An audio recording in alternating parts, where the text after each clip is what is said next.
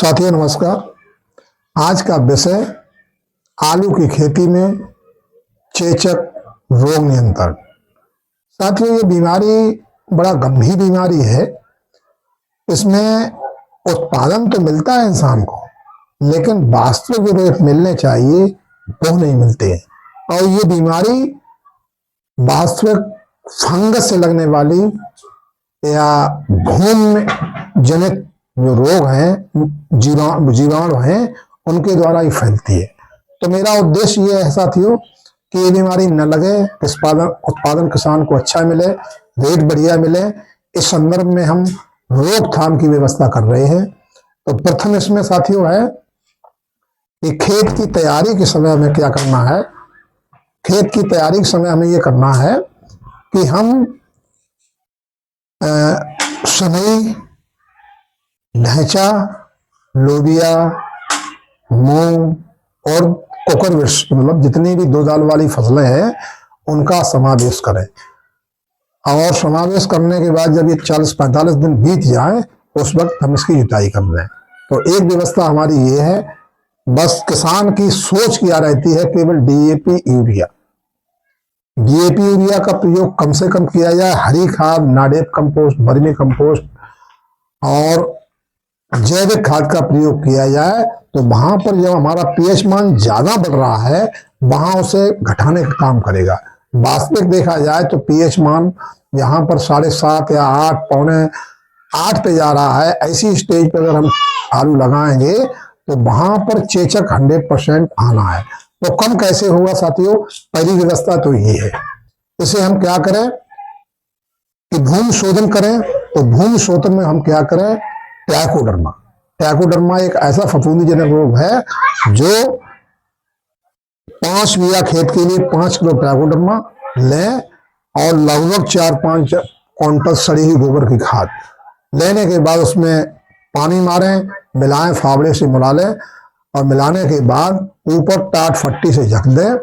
और ये व्यवस्था या तो छप्पर हो, बरामदा हो, वृक्ष के नीचे हो, आम का वृक्ष हो, पीपल का वृक्ष हो, बरगद का, उसके नीचे आप डाल सकते हैं। डालने के बाद जब 10 दिन बीत जाए उसके बाद क्या उसका माइसीलिया जो हो रहेगा, फंगस, जो आपका 4 किलो या 5 किलो आपने डाला है तो पूरा ही 5 क्विंटल गोबर खाद जो है पूरा फफूंदजनक मित्र फफूंदी में परिवर्तित हो जाएगा।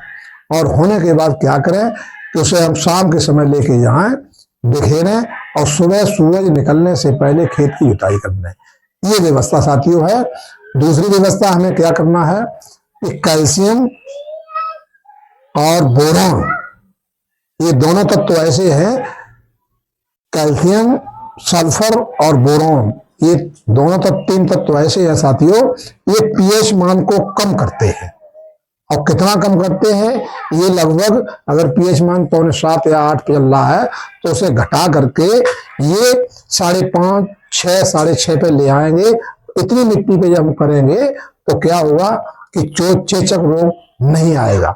दूसरी साथियों व्यवस्था क्या है कि अगर हम देसी कौआ के अगर हमें 5 बीघा खेत में 20 किलो अगर पत्ता मिल जाता है तो उसे लें।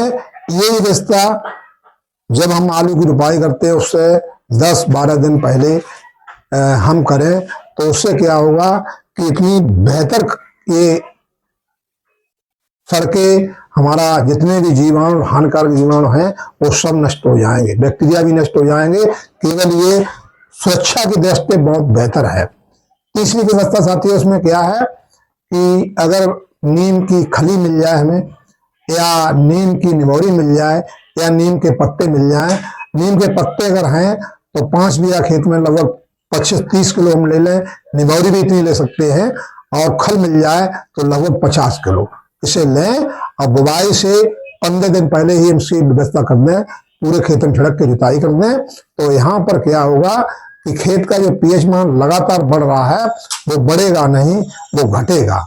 और जब पीएच मान घटेगा तो ये होगा कि हम निदान की तरफ बढ़ रहे हैं। साथियों एक व्यवस्था ये, जब हम आलू छुटा के लाते हैं कोल्ड से छायादार जगह में छुपाते हैं। तो बीज उपचार करना बहुत जरूरी है।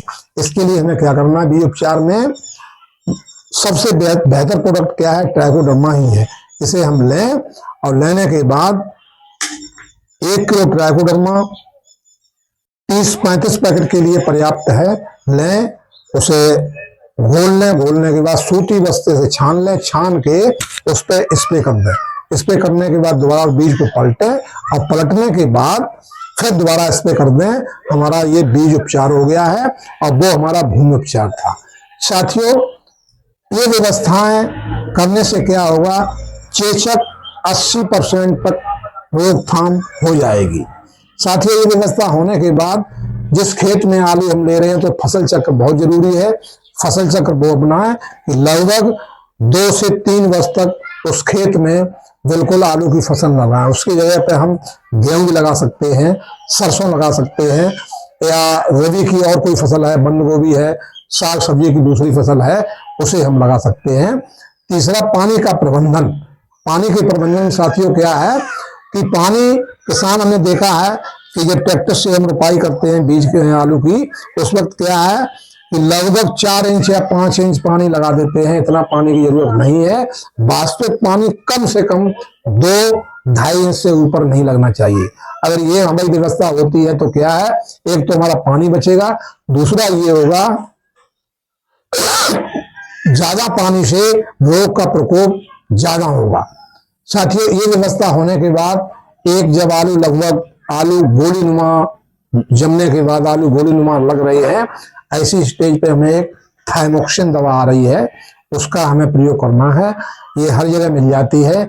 इसकी मात्रा लगभग 500 ग्राम पर एकड़ के हिसाब से देनी है। अगर इसे हम देते हैं तो हम मानते हैं कि जहां आप 100% चेचक पे जा रहे थे, वहां पर लगभग 80% निदान पे हम पहुंच जाएंगे। अगली व्यवस्था में साथियों क्या है कि एक और जो टेक्निकल बात है, वैसे तो उसका कहीं पर नैनो इंस्टीट्यूट इलाहाबाद में इसकी रिसर्च चल रही है, लेकिन रिसर्च में ये दवा अभी कहीं पर वैज्ञानिकों द्वारा, हमारी अक्सर कृषि विज्ञान के वैज्ञानिक हैं, उनसे चर्चा होती रहती है। वहाँ कई वैज्ञानिक डॉक्टर विकास रंजन चौधरी हैं, जगदीश मिश्रा हैं, और डॉक्टर पांडे हैं, डॉक्टर शौकत अली जी हैं। इनसे हर विषय पे, विशेषकर चेचक के निदान के बारे में ही संपर्क में रहते हैं। लेकिन वहां उनके यहाँ अभी कहीं ऐसा वक्तव्य नहीं मिला, ऐसी कहीं जानकारी नहीं मिली, ऐसा कहीं ज्ञान नहीं मिला कि इस विषय पर हम कहीं जानकारी मिल जाती। साथियों, निदान और बेहतर है। क्या करना है कि हमें भूमि की तैयारी के समय ही 1 बीघा खेत में 20 बिस्वा में अगर 2 किलो हम भुजा हुआ चूना, और ये हमें कब देना है, जब आलू की दूसरी सिंचाई करते हैं उस वक्त हमें क्या करना है कि उसे घोल लेना है। अगर सपोज करिए 1 बीघा खेत में लगभग 20 क्रियां हैं, तो हम 20 गिलास या 20 लीटर पानी में से घोल लें। घोलने के बाद प्रत्येक क्रिया में 1 गिलास पानी लगा दें। इससे क्या हुआ, जहां पर ये मृदा का पीएच मान बढ़ रहा था, आप डीएपी बहुत दे रहे हैं, पोटास भी बहुत दे रहे हैं, ऐसी स्टेज पे क्या हुआ कि वहां पर पीएच मान डाउन होगा, और डाउन होने के बाद इसमें रोग की संभावनाएं कम रहती हैं। सपोज करिए इस समय जो खुदाई चल रही है, आलू 550 रुपए पैकेट है, और यही आलू अगर हम पक्की सीजन पे लेके जाते हैं तो उसमें क्या होता है, इतने दाग धब्बा इतने होते हैं, उसकी क्वालिटी ही खराब हो जाती है। जब खराब हो जाती है तो किसान मजबूरन यहाँ पर हमें 500 रुपए पैकेट और एकदम 300 रुपए पैकेट, तो 200 रुपए का जो डिफरेंस रहता है साथियों, ये बहुत गंभीर बीमारी है। इसके निदान के लिए सिर्फ यही उपाय काफी है। अकौआ को आप बहुत अच्छी तरह से जानते हैं, इसकी व्यवस्था करते हैं। नीम हमारे घर पे ही लगा हुआ है, निमोरी मिल जाए उसे इकट्ठा कर लें, उस समय डाल दें। तीसरी व्यवस्था है नीम की खली, इसे हम व्यवस्था करें तो इसकी व्यवस्था हो सकती है। अगर इतनी व्यवस्था हम करते हैं तो 70 से 80% तक इसका निदान हो सकता है। और आगे व्यवस्थाएं जो हैं कि फसल चक्र बहुत जरूरी है। फसल चक्र में हम परिवर्तन करते रहे से हरी खाद, सनई खाद, ढैंचा खाद, लोबिया, मूंग और 2 दाल वाली जितने भी फसलें हैं उनका हम समावेश करें, तो हम मानते हैं कि इस रोग, चेचक रोग का निदान पूर्ण रूप से आपको 70 से 80% तक हो सकता है। इसी के साथ मैं अपनी वाणी को विराम करता हूँ। जय हिंद, जय भारत, जय किसान। और अगर वीडियो अच्छी लगे तो लाइक, सब्सक्राइब, कमेंट और शेयर करना न भूलें। जय हिंद, जय भारत, जय किसान।